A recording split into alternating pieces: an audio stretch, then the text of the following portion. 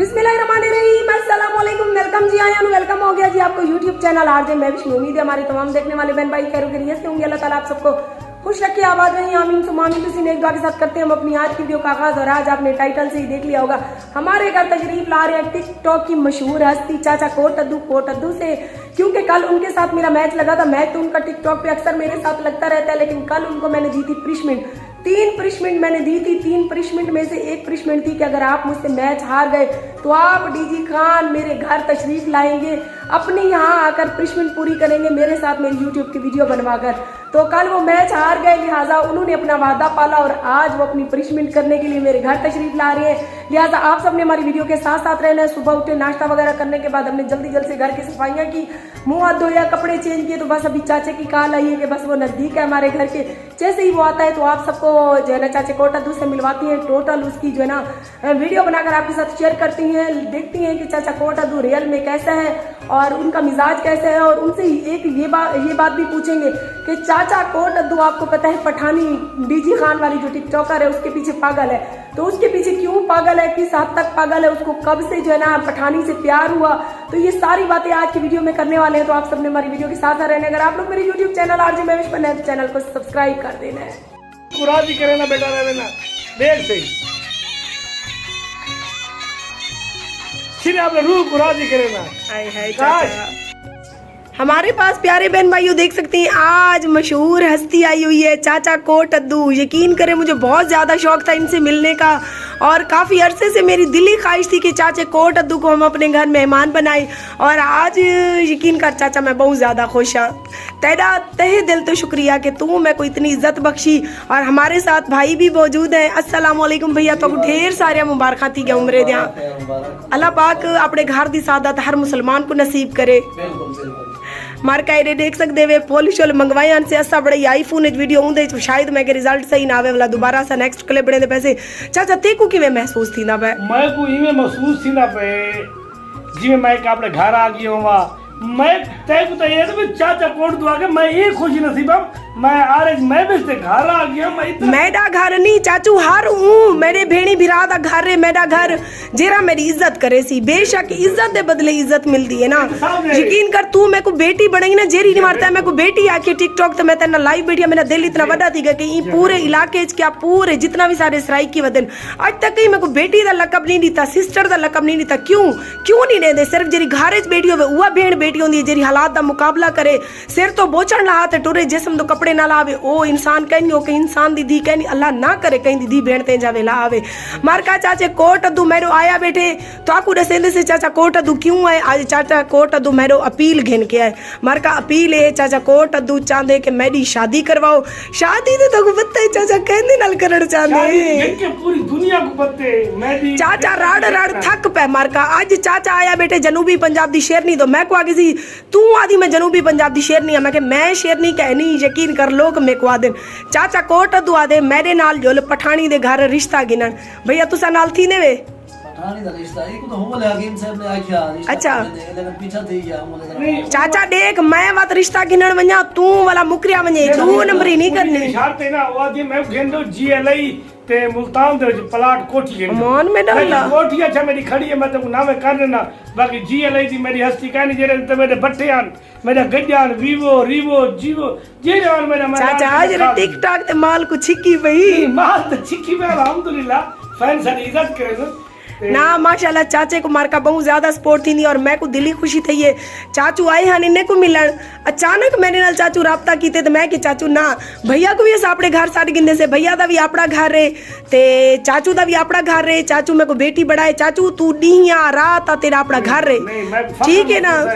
अल्लाह तक खुश रखे तू एक लेकिन मैं को दुख दी थी अच्छी तू खतून है जिਵੇਂ एक पंजाब की शेरनी आकी ना तू वाई जाऊं पंजाब मान में अल्लाह चाचा क्यों मेरे दुश्मन को सड़े ना पई? दुश्मन नहीं हर बंदे को मैं के यार मेरा पठानी नाल मनेब करा दो, पठानी नाल मेरा मनेब करा दो यार। चाचू दिल लगी कहीं नाल थी सके चाचू वाकई दिल लगी मेरी कहीं बंदे चाचा मेरी गाल सुन सारे गल वाकई तक पठानी चंगी लगी है। मैं पठानी चंगी तू बंदा समझदार ही लेकिन आदमी सियाना का गंद ते ढांदे गाल हुआ थे बस वो खान दे कुछ ये मैंने कीते वो जिगर दा टुकड़ा है मैं उनके बगैर नहीं रह चाचा एक दफा भला की क्या है मेरा जिगर दा टुकड़ा है कौन पठानी मोहन में मां डाला की तस्वीर आए वे हाँ ना मोहब्बत ला के- औखियां ये मोहब्बत उनकी तस्वीर है ना, औखियां मैं रात को हाँ ना ला के समझा केरी तस्वीर है तेरा मोबाइल जो काट तेरी खा ला पठानी ओ मर का मैं करता हाँ वंदी उसी की तस्वीर पठानी की मैं तस्वीर हाँ ना मर का मोहब्बत वादन वाली गंदी चीजें दिल वादन कुत्ती ते आवे न रांदे चाचे नाल अज वो काम थिया लाते वे हाँ मेरे नाल काम मुंह तो चाचा फुल ला सटी नहीं मेरे दिल को खुशी थी वे मेरे चैनल ते तुम्हें फुल पाती बैठा होने मैं फुल पहना पिया मेरा पुत्र ये देखिए अल्लाह तेरी लंबी जिंदगी करे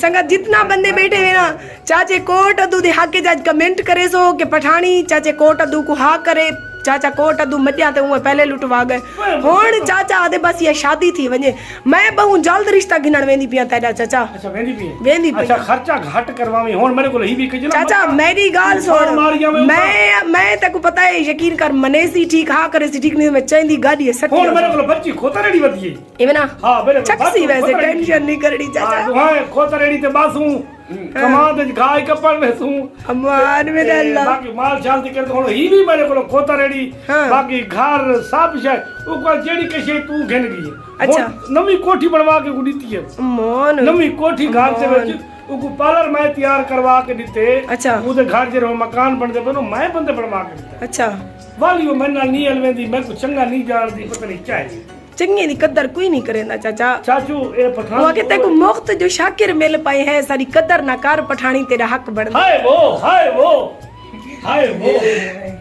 जी अस्सलाम वालेकुम संगा जी सर एदे पे आरे मैं वेचदा चैनल को और पंजाब दी शेरनी जिवें ना रखे ना पंजाब दी शेरनी वाक्या हुआ पंजाब दी शेरनी है ते आज मैं घर दा विजिट करना पिया दे देना घर किवें बनया खड़े किवें बनवाया जी चाचा सारे घर दा विजिट करते दिलो दसने कि मैं किवें बनवाया अपना घर मैं दिलो दसे इंशाल्लाह हां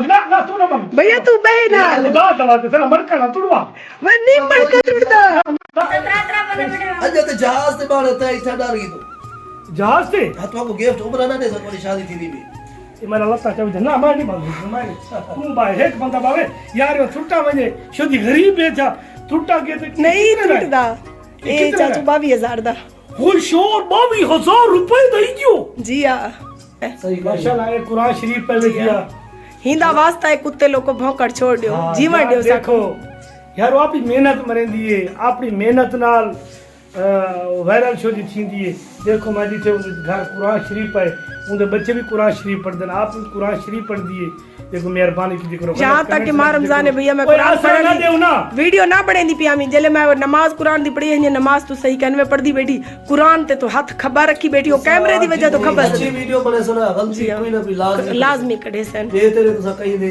पासे तवज्जो ना दियो अपना वर्क करो और दोस्तों अल्हम्दुलिल्लाह एक सारे कोर्ट शुरू दी रिहायशी सारी हमशीरा पहली दफा मैं महीने दी मेहनत जेरी वीडियो तो देखदा पिया ना ये वाल जो एडिटिंग थी सी वाल इतना टाइम लगदे इन्ने को ए ते कशा कहनी है घर बड़े निकड़ी जेरी कुत्ता छां ते बैठा होंदे धोपते रोलते वीडियो बना दिया शाम दा वाला वो चाह के पेजे ते ला देंदे पर हक बन दे जी हां मिलियन च बने वीडियो मिलियन दे विच पता नहीं कितना ए तू चाचे दे ते भैया दे कितना सपोर्टर अंदर सारे चैनल पे बड़े भिरा दा पोतरे तू जक्के जान दे मेरी वीडियो च हम जब दो वीडियो लग गया इधर चैनल पे आज फौजी से फौत की थी सी तक देखते मेरे चैनल पे हां ए